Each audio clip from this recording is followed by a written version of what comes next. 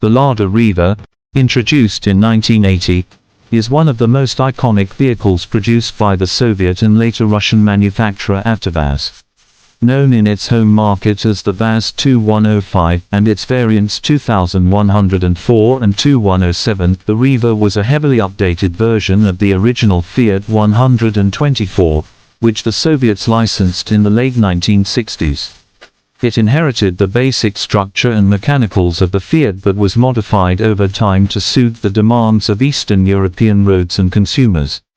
The 1980 model marked a new generation with more squared-off styling, updated interiors, and marginal improvements to performance and reliability, though it retained the core design principles of its predecessor.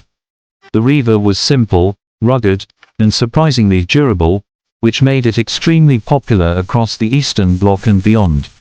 It was affordable and relatively easy to maintain, which appealed to a broad base of customers in regions with limited access to advanced auto repair services. By the standards of the 1980s, it was not particularly refined or innovative. It lacked the performance and handling finesse of Western rivals, and even by Soviet standards, its technology was considered conservative. Yet, its simplicity was part of its charm and enduring appeal.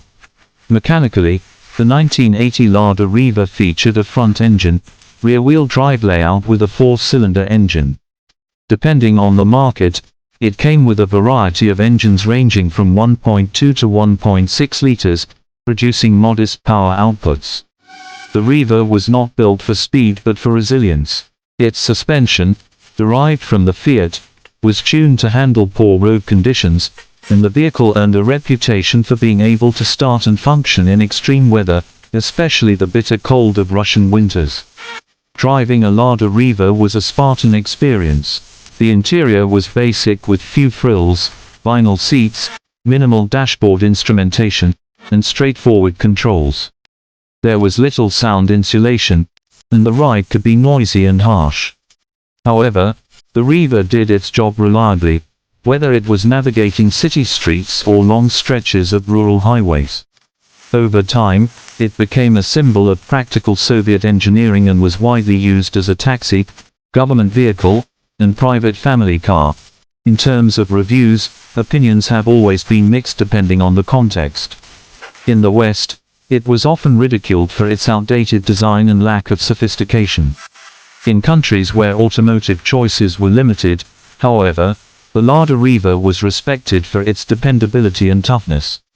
Even decades after its release, the car maintains a cult following, especially among enthusiasts who appreciate its mechanical simplicity and retro charm. Some even restore and modify Rivas for classic rallies or display. The Lada Riva remained in production with various updates into the 2010s, making it one of the longest-running production cars in history. Its legacy is rooted not in innovation, but in its resilience, affordability, and the millions of people for whom it served as a gateway to automobile ownership.